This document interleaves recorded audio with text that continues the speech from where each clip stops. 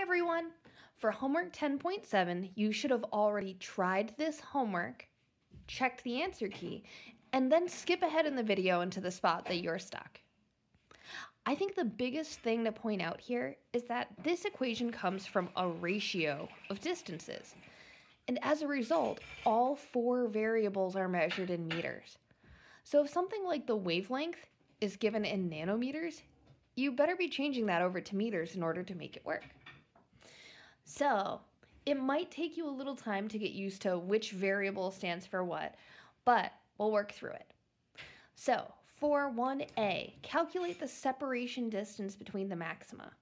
Refer back to picture. We're solving for y. And our equation's already written in terms of y. From here, lambda is the wavelength, so that's your 635 times 10 to the negative 9th meters. L is the distance from the screen to source, so that's 2 meters. And D is the separation distance, and it kind of gets cut off over here, 0.01 millimeters. Well, that's really small. If you got the right digits but were off by a power of 10, that's probably because this is 0.01 millimeters. That's 0.01 times 10 to the negative 3 to turn that into the meters unit. And that gives you a distance between the bright spots of 0.17 meters. Now, if a green laser were used instead, green lasers have smaller wavelength, and that would decrease the spacing. In fact, for 1b, we know that red has a larger wavelength than green, and therefore red would have the largest spacing. And something like RGBIV, violet, should have the shortest spacing. Red has a large wavelength, large spacing. Violet has small wavelength, small spacing, so green, smaller than red. And you might be thinking to yourself, okay, so diffraction makes these dots occur with the lights of the different colors. When is that actually used?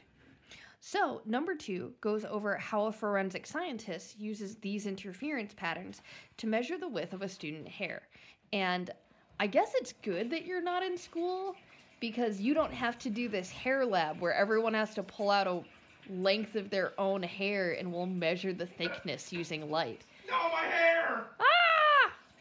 So in this case, if this is the student hair, we're trying to find D. So we're going to rearrange our y is equal to lambda L over D equation and solve for D.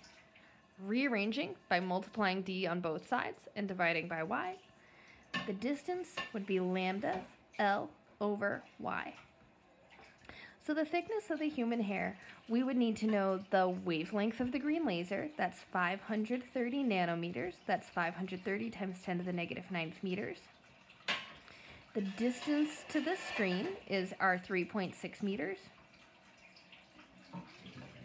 And the y was 3 centimeters, or 0.03 meters. Like I said, the trickiest part of everything here is you're going to need to convert everything to meters. So nanometers to meters, well, meters to meters is easy, and centimeters to meters.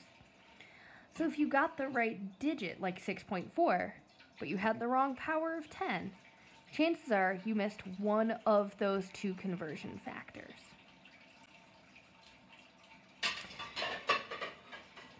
All right, so for B then, a student uses their hair instead of some other kids, and they figure out that the spacing between the maxima, that's y, gets smaller. So if y goes down, what does that mean for D? In this case, y and D are inversely related. So if y is smaller for this student, that means that their hair must be thicker. D must have gone up because inverse relationship. This person must have had a thicker strand of hair. And so we could use that to tell people's hair apart from each other. Okay, 3 and 4, same exact sorts of problems. Calculate wavelength, calculate distance, but just to give you a shortcut, we're still using the same just one equation for both of these and just converting. So for 3, I'm finding wavelength. For 4, I'm finding the distance from the surveyor to the object. I'm solving for L, right? But we're still substituting and solving, so nothing crazy here. Things to be careful of, 0.2 millimeters, so that's D is equal to 0.02 times 10 to the negative 3. 4 centimeters, that's 4 times 10 to the negative 2. L is 1.5 meters away. So solving for lambda. For number 4, I need to convert nanometers to meters again. Luckily, the double slit separated by a distance of 10 to the negative 15th meters, that's already D, no conversion necessary. And I just need to convert the centimeters to meters, so that's 0.02 meters. Right. So I would suggest check the answer key for 3 and 4 later. If you're stuck, then you'll see the substitutions used. But the last bit, number 5.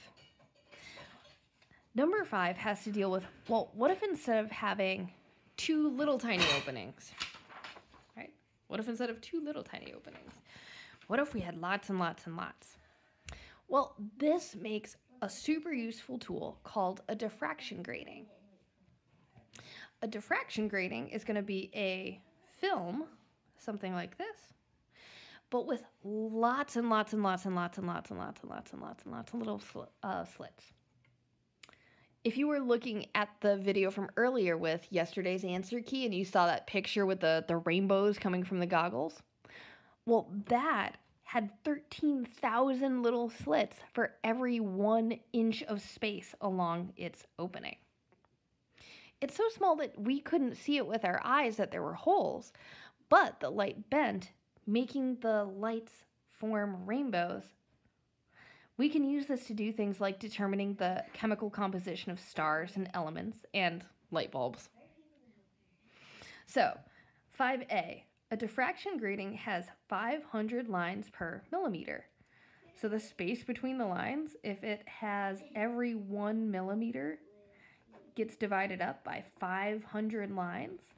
That means D, the distance between any 2 adjacent parts. So imagine this is 1 millimeter here, with 500 lines, would be milli is 10 to the negative 3 meters divided by 500. And that gave us our 2 times 10 to the negative 6th meters. Calculate the separation of bright spots using red. So that's, hey, go back and solve the same equation again. Using red light, 650 nanometers, so 650 times 10 to the negative 9th. Screen is a distance of 0.1 meters away. And using D from above, that's 2 times 10 to the negative 6th. C repeats the same exact thing, but for blue. So 445 nanometers.